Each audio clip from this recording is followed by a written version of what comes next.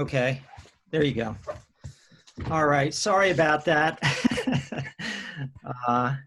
So still trying to gain some Zoom proficiency here. So, well, welcome everybody. It's really exciting to welcome you to this first professional development presentation for our Johns Hopkins AD RICMAR, and we're very excited to have Dr. Marcela Blinka as our first presenter in this series. We're going to be having this series the second Friday of every month at this time. This month, of course, it falls in the third Friday, but we're really looking forward to this series, and we really appreciate you attending today, and particularly Dr. Blinka for agreeing to present. Dr. Blinka, I'm sure many of you know her already, but she is recently joined the analytic core of the AD RICMAR and as a qualitative methodologist and research specialist, and working with the co-directors for that core, Chin Lee and Jeannie Lasalkos. And Dr. Blinka is a senior research program coordinator for in the Center on Aging and Health, having joined the center about 2 years ago. And prior to that, she worked with the Geographic Management of Cancer Health Disparities Program at the Sidney Kimmel Comprehensive Cancer Center at Johns Hopkins, where she served as a Regional Coordinating Director for Region 1 North. She received her MSW and PhD degrees from the National Catholic School of Social Service in Washington, D.C., and really has a very interesting background, a lot of experience with qualitative research methods, has co-authored several recent articles with David Roth and other members of the Johns Hopkins Center on Aging and Health on family caregiving and well-being and caregiving transitions within families.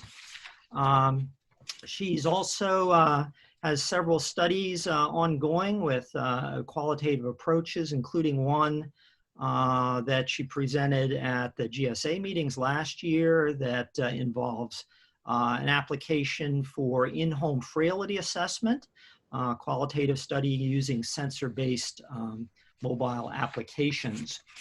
So I'd also like to mention that in 2019, Dr. Blinka received the Mason F. Lord Award of Excellence in Leadership.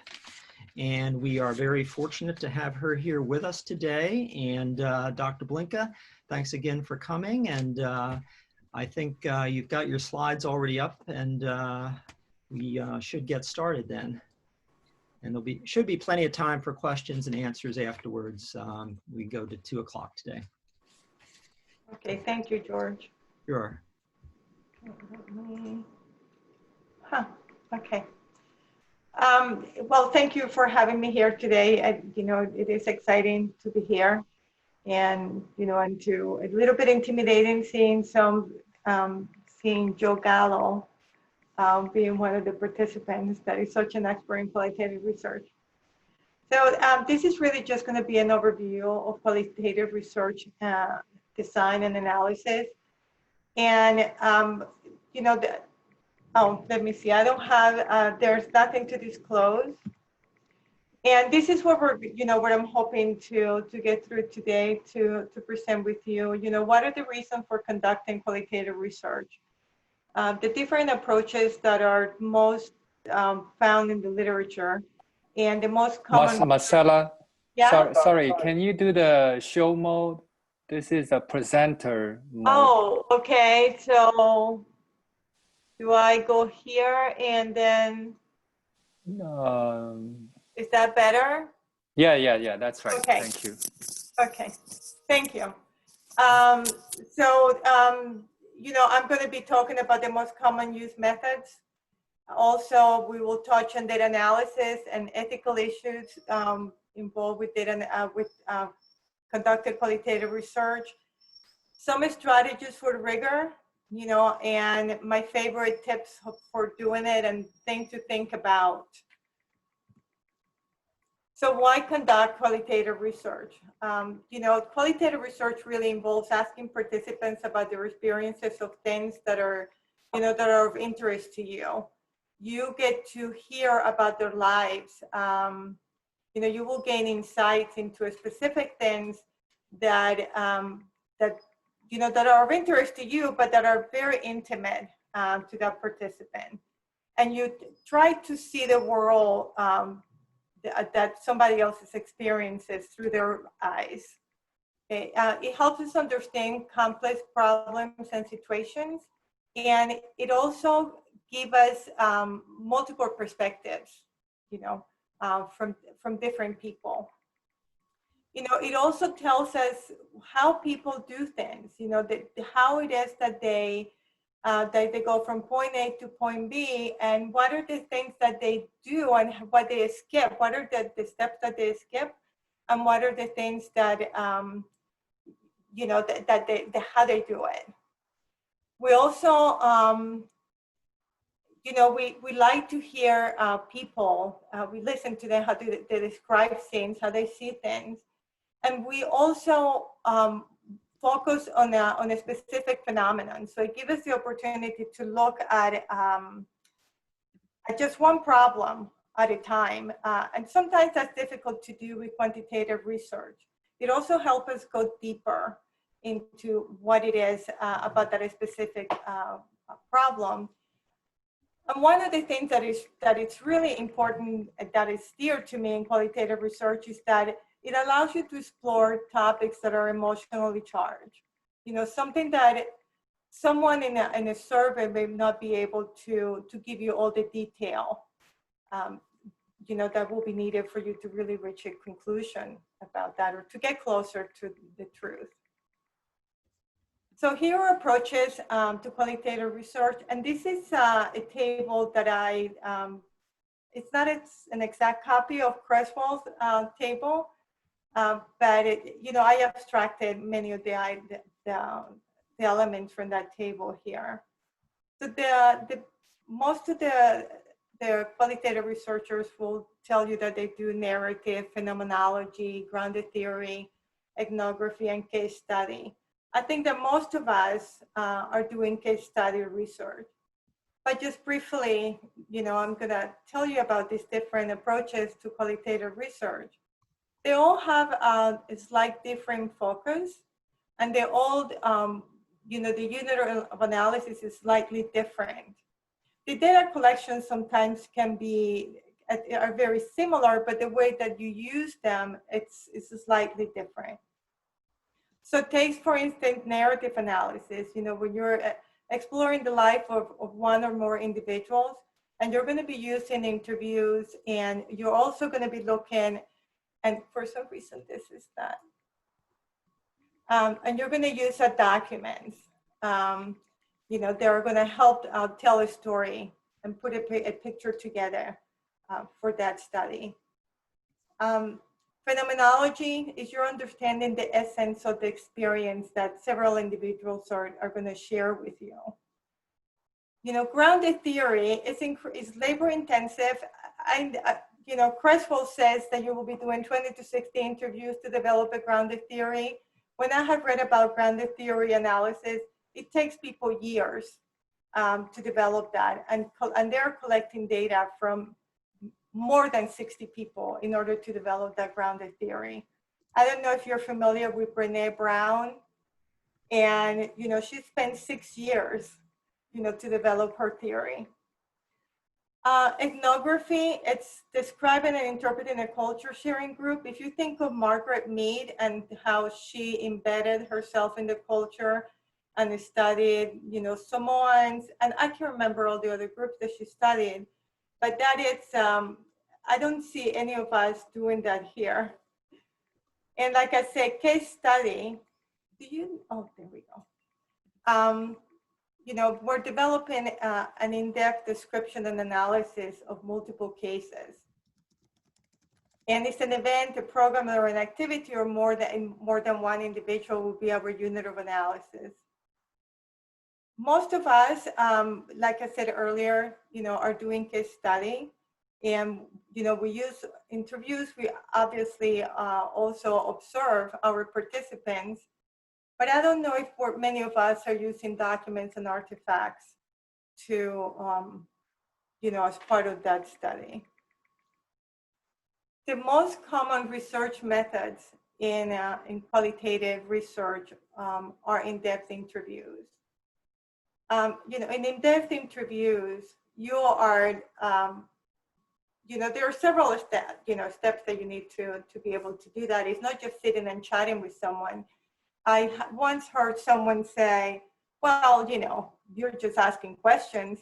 Well, it's more than that. There is a great deal of preparation that goes into being able to come up with an interview guide and refine it. Participant observation is something that we do less, but it's another research methodology that is used often, perhaps mostly marketing. And then focus groups. One of the things is that you can use any one of these individually, or you can use all of these three approaches in a single study. You can have a focus group to develop your research questions. Then you can do your in-depth interviews. And also, if let's say you're studying older adults in a memory clinic that come for an evaluation, and you can observe them to see how, how they behave while they're, or, what they're doing while they're waiting for their provider to come and take them back to the exam room. So in an in-depth interview, the questions are designed to elicit information, and this information should be something that is directly related to your, to what it is that you want to study. Questions should not be probing. Questions should be respectful of the individual. And, there are many times when we're interviewing that we really want to hear more about them. But, I just beg you to just don't do that. I mean, it's not appropriate. In-depth interviews are time-consuming and resource-intensive. If you think about it, I think the shortest interview I've ever had have been about 30 minutes. And, it can be as long as 90 minutes or more. You're going to be collecting data on individuals' personal stories, their perspective, their experiences. They're going to be sharing so much with you. And this is going to generate a great deal of data. So just think about how labor intensive that will be for you to go through all of those transcripts afterward. An in-depth interview is particularly useful, with the sensitive topics that I mentioned earlier. And some example of that is, substance use, HIV status, other potentially embarrassing topics to participants. So participant observation, it's, you're going to be collecting the data on behaviors in their natural context. You can do it for a small group of people, that are naturally occurring. You're going to be looking in their environment. And then you're going to be uncovering sensitive issues about that culture. And you're going to be talking, and this is also labor intensive and time consuming. You are going to try to embed yourself, depending on the type of participant observation methodology that you choose, but you're going to be immersing yourself. You're going to have time in order to be able to gather information. And it doesn't, even if you do the non-participatory one, that can go from like being a fly on the wall to completely immersing yourself in that group. All of those take time. The passive participant observation, you're just a bystander. You may chat with them, respond to questions, but you're really not creating any interaction.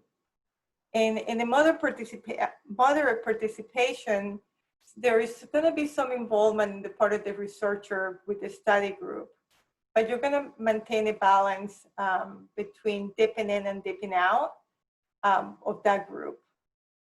And in the active participation, the researcher becomes part of the study group, but and learns how to do things with them, but it doesn't really become completely part of that group. I think complete participation where the researcher really becomes a member of that group, or is perhaps a member of that group. And just, they all have pros and cons. In the complete participation, there can be a researcher bias. You may not be as objective in the presentation of your findings. So that's just a word of caution there. Focus groups are widely used. They really, focus groups are relatively new to social science research. They were mostly used in marketing research. And, it's a small group of diverse people, but that they share a common interest. The ideal size, there are different perspectives as to what would be the ideal size of a focus group. I personally feel that a group between 5 and 7 people is ideal. If you have too few, usually people, well, you can have a large conversation if you have a couple of people. But if you have a large group, there are going to be people that are not going to participate. And one of the things that you want to do in a focus group is to generate that synergy. So, the conversation is amongst them, and that's how you're learning how they think and they share their experiences, or what it is, their ideas about something.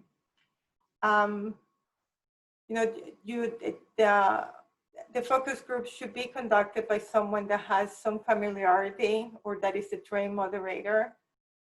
And your participants are going to be recruited on the basis of similar characteristics, and you always need to have a discussion guide.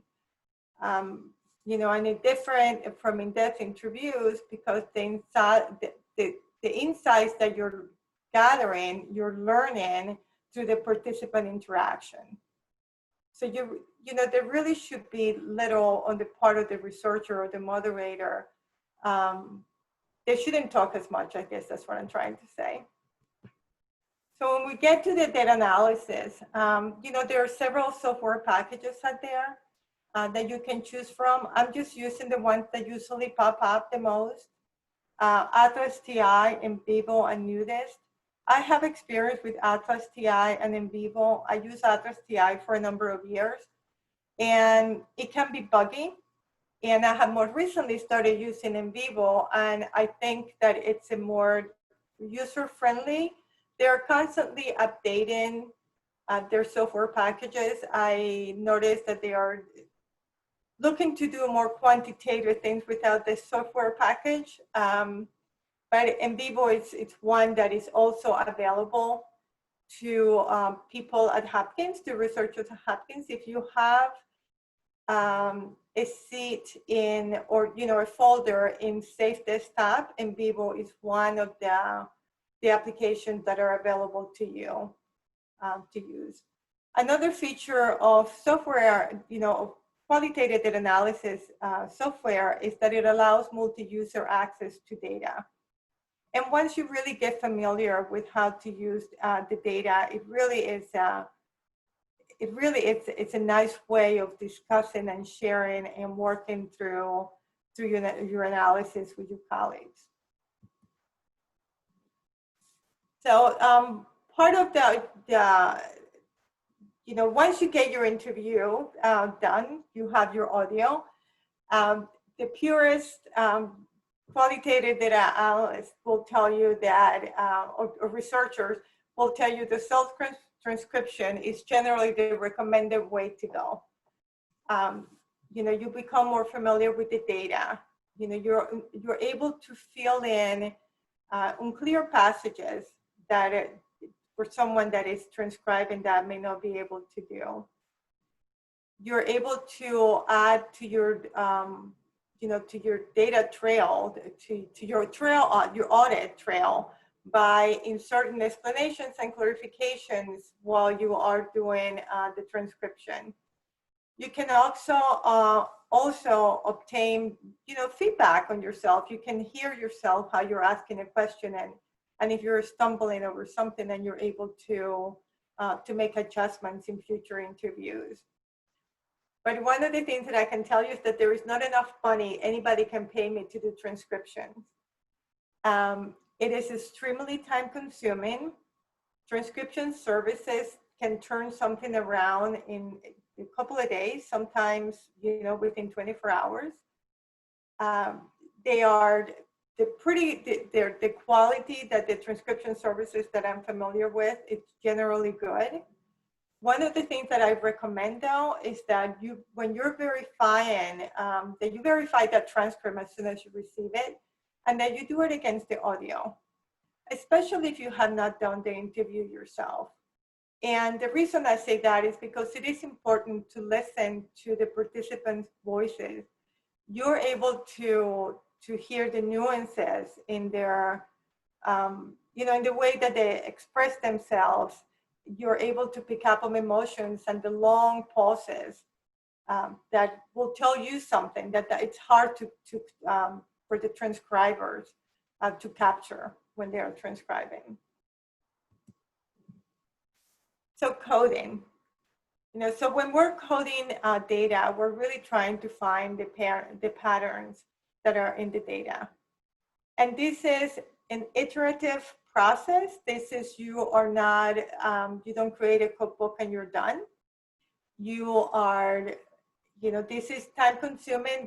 I recommend that you do this with a colleague, there are at least 2 people that are coding at the same time, but also that you use your interview guide as a guide to creating that cookbook. I mean, after all, you're asking about a specific question, and want to be able to describe that phenomenon. So as you go through your transcript and you're indexing or categorizing, the themes in the transcript or the codes in the transcript, just keep in mind that you will be changing this as you go along, as you gain more insights into what other participants are saying. One of the things also that I think that is very helpful in coding is that when you're coding with someone, that you literally sit down and go line by line, code by code, and you come to a consensus. And if there is any discrepancy, that you have somebody else help make that decision, settle that before you move on. You don't want to continue coding with ideas or data that you have not had a consensus. Just like any research, any like quantitative research, there are ethical issues in conducting qualitative research. You will still need an informed consent, confidentiality, and privacy. Sometimes you cannot guarantee some of these things. You cannot guarantee confidentiality, but you can do everything possible to remove any identifiers from transcripts and any of the files that you have electronically. You also want, one of the other things, if you're going into people's homes, is that you are required to you're mandated to report if you see any signs of abuse or neglect. And this is something that you have to disclose to participants before you even consent them. The other thing is that you need to have a plan if you are going to if you're dealing with sensitive issues that may cause any distress and emotional harm. In my years of doing qualitative research, I had never had that happen, but it is good to have a plan for that. You know, the other thing is, you know, incentives. They should be nominal, and most institutions, just like Hopkins, have a policy as to what is enough and what is too much. And you want the incentive to be appropriate, but you want to be careful with people that are in some vulnerable populations. Perhaps, you know, they're, you know, poverty is a big issue, and you don't want to seem like you're purchasing their corporation.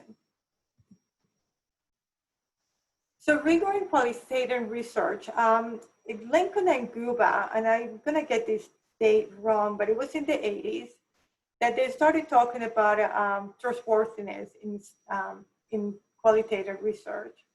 And Steinmetz, I really like what Steinmetz said there, is that a trustworthy study that is fair and ethical with findings that represent as closely as possible the experience of the participants. So, you know, when you have a threat to trustworthiness, then you really need to question, you know, how it is that you're, you know, what it is that you're doing all of this and how you're doing this. So taking care of, you know, making sure that you are guarding, you know, how it is that you're doing this research, it's key.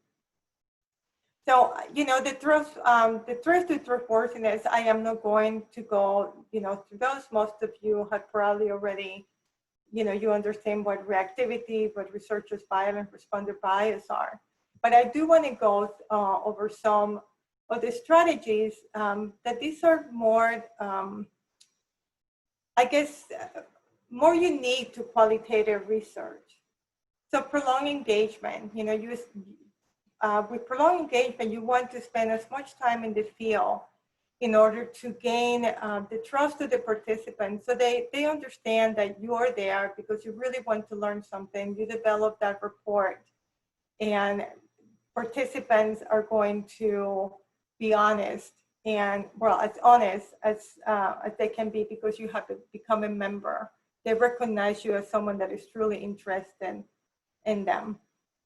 You know, in triangulation, is that, you know, you want to look at, you can look at a problem from two different perspectives, making sure that you come, you know, to the same picture, to the same, you know, that your findings are the same no matter where you're looking, what lens you're looking at it from.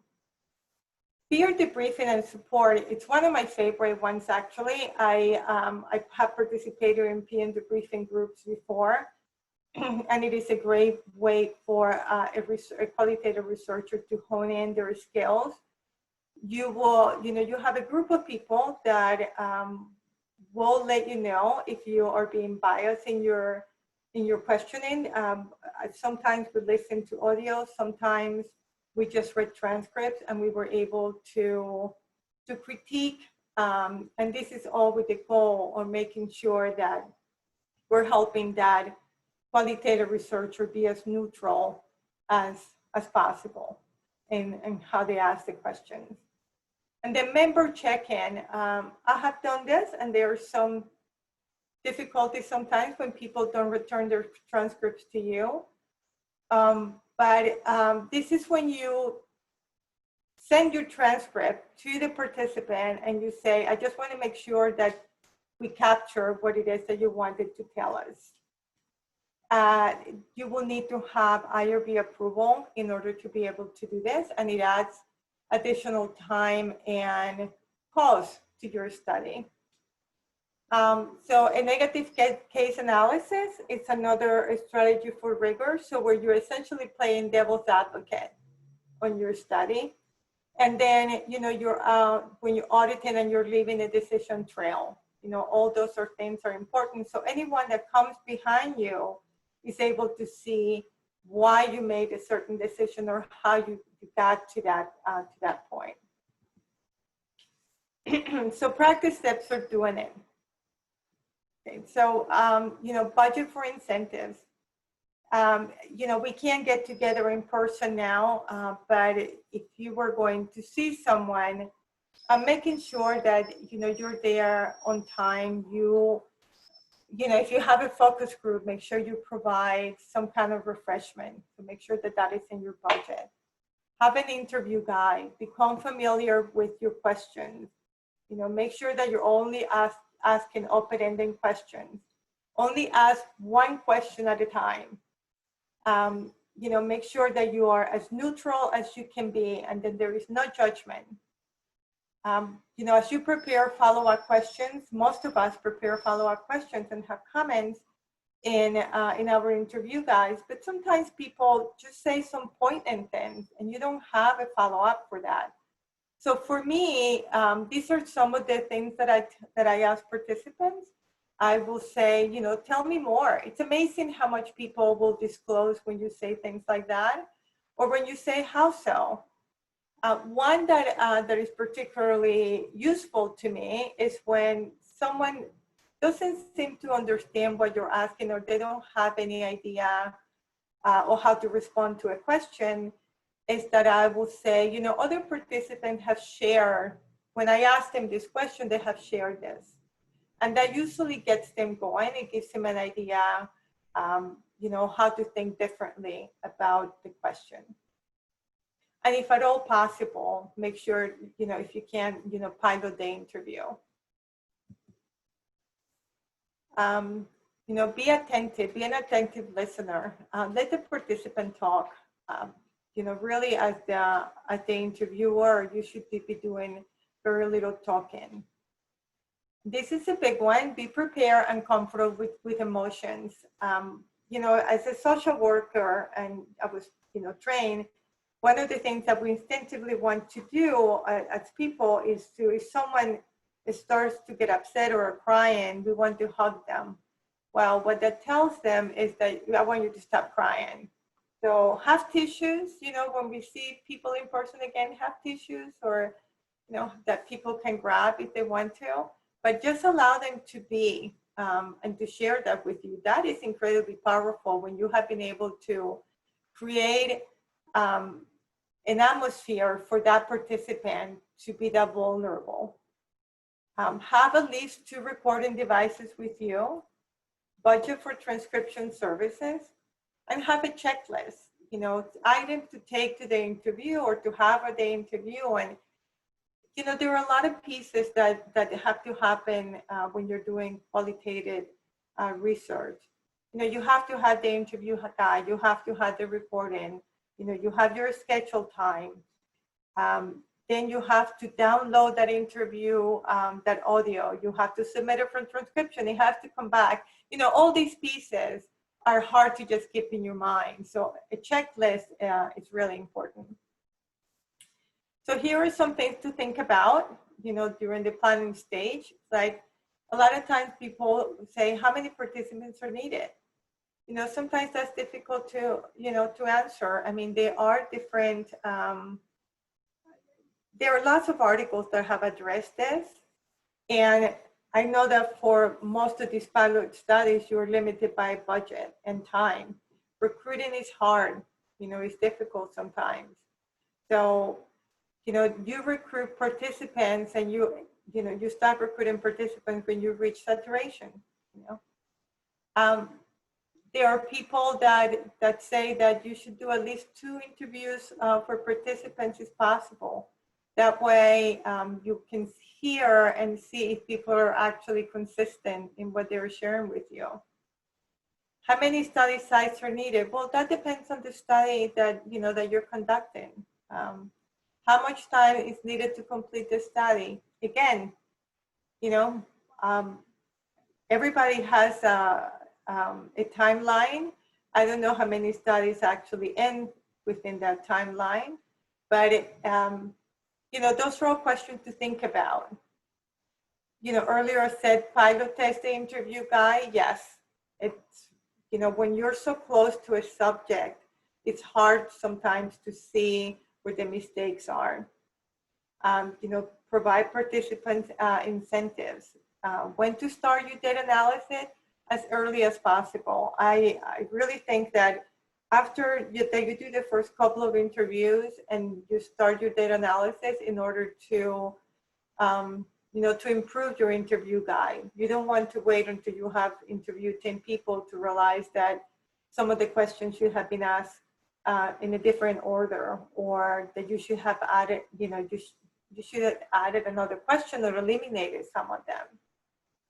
And again, when to start data collection, when you reach saturation. And there is a reference that I have at the end that talks about saturation. It's a really interesting article. I always offer that to people when they ask me questions about that. And that is the Guest and Bounds in Johnson. And, if you're interested to learn more about any of these researchers, I have their books. I use them all the time. Thank you.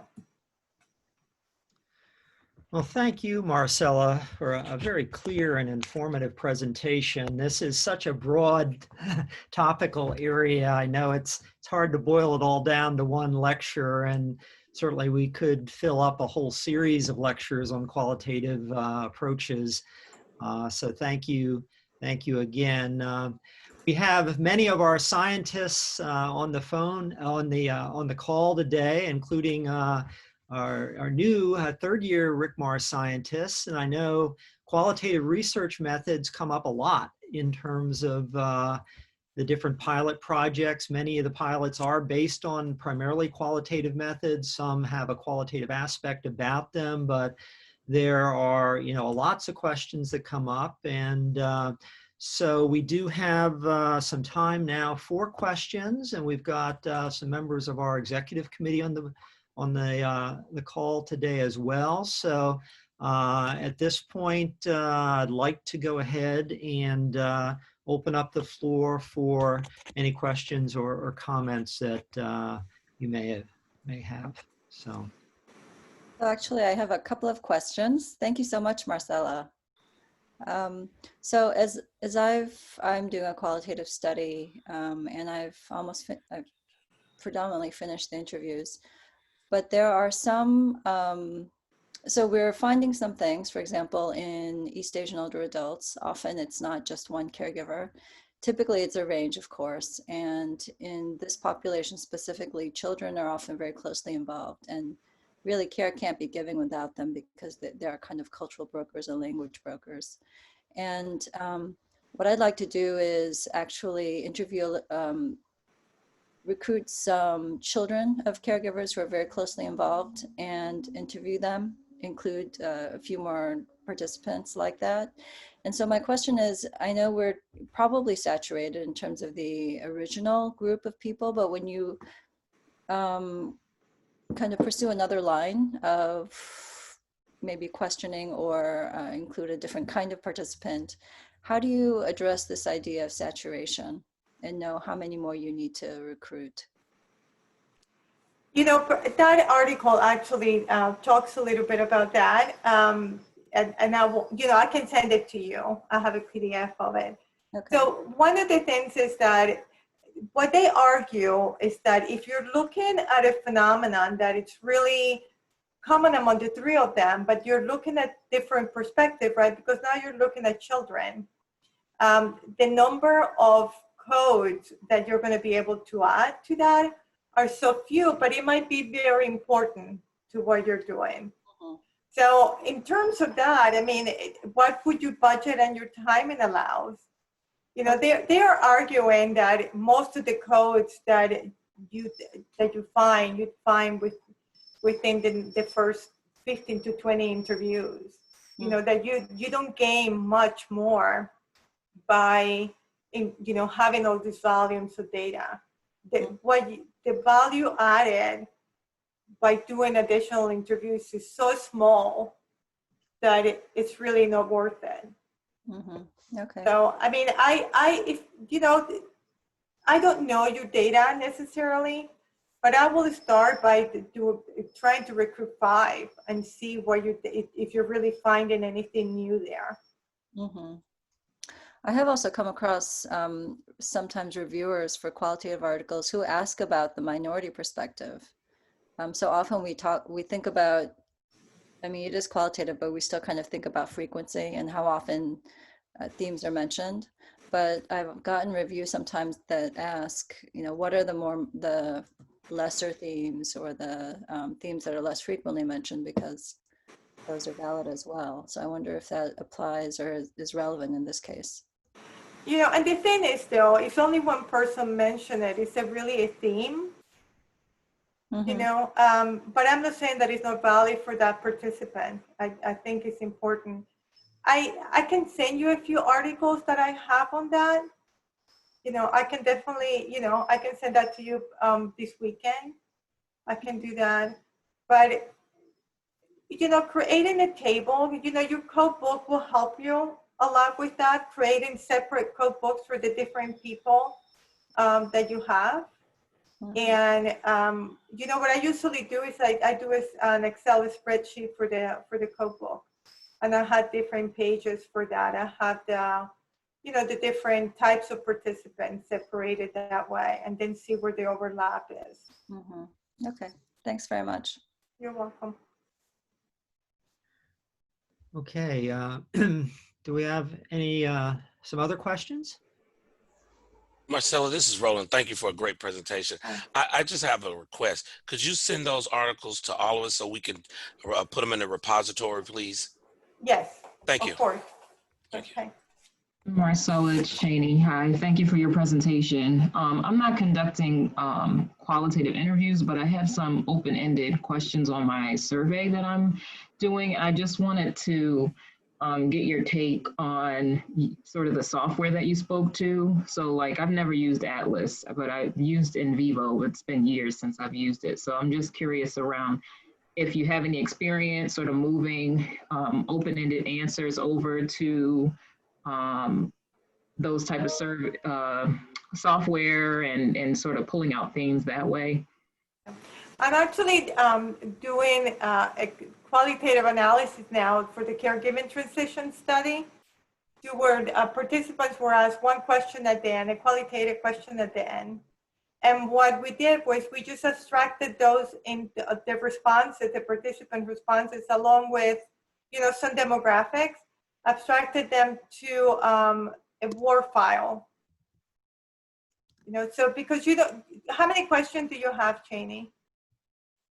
There's about 20 questions. 20, okay, so that's a little bit different. Not 20 open-ended, probably maybe fewer than 5, we'll say. Okay, but you might still want to keep them separately by participants. How many participants do you have? I'm aiming for, well, the sample size is 1,000. It's the direct care agencies in Maryland. Okay, so that's a lot of participants. I mean, I will still try to keep them separately by participants. So you will be creating 1,000 small transcripts that you're going to be uploading to NVivo. And I like NVivo better than I like Atlas TI, to tell you the truth. I think it's user friendly. You can, if you, at the point that you're doing more things like that, there are some tricks that I've recently learned that have made things a lot simpler and easier to even just visually to look at that. So feel free to reach out, and we can do that. But yeah, you can abstract that data from your survey into a Word document. But then you will have to do it individually for each one of them. I mean, if it was just 1 or 2 questions, that's different. I mean, I don't know of any other way to keep those things separately by participant. Do you see what I'm saying? I mean. Yep, no, I understand. Yeah. Thank you. You're welcome. Other questions for Marcela? We still have maybe 5 minutes. Marcela, I had a question about this process of member checking, where you go and have participants review their own transcripts. Yes. I found quite interesting. I mean, what do you do there to prevent people from just completely revamping what they've told you, maybe to sort of look good or, sort of I don't know, just changing it in a way that may not be, as sort of faithful to what they had originally presented to you? Is there any sort of check on that, or how open-ended the process is that? Where you Well, have, you do keep a copy of the transcript, right? So you're not giving everything to them. oh, okay. Okay. Hopefully, my experience with that, in a study that I did it when I was at Catholic U that I participated in, the people that returned the transcripts were more saying, "Oh, I didn't realize I said that. I meant this." Mm-hmm. They were more clarifying their responses.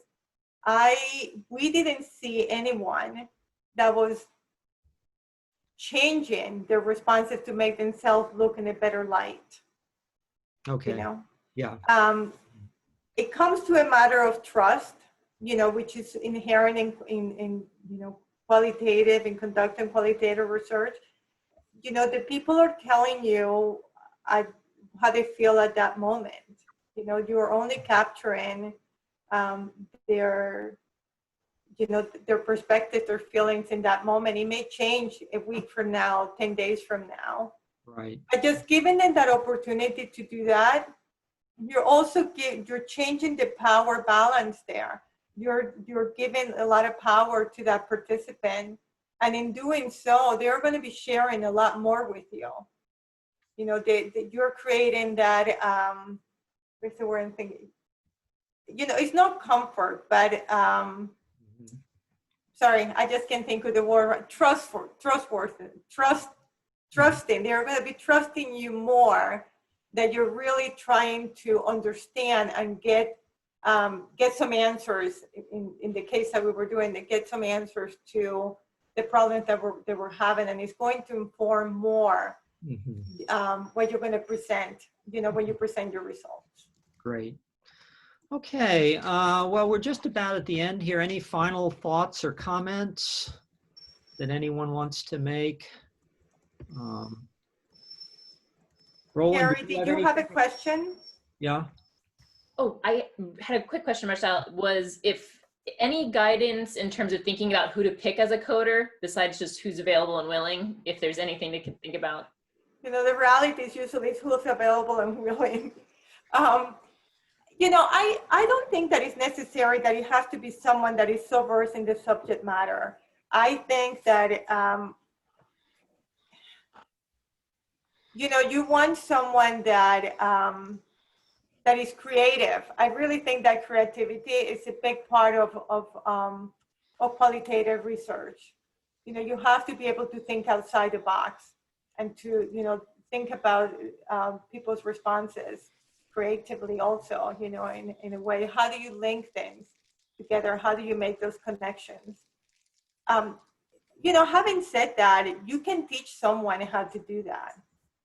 People can learn to do that. I mean, qualitative researchers are not born, they are made, and some people come with more skills than others, but, we all learn how to do things.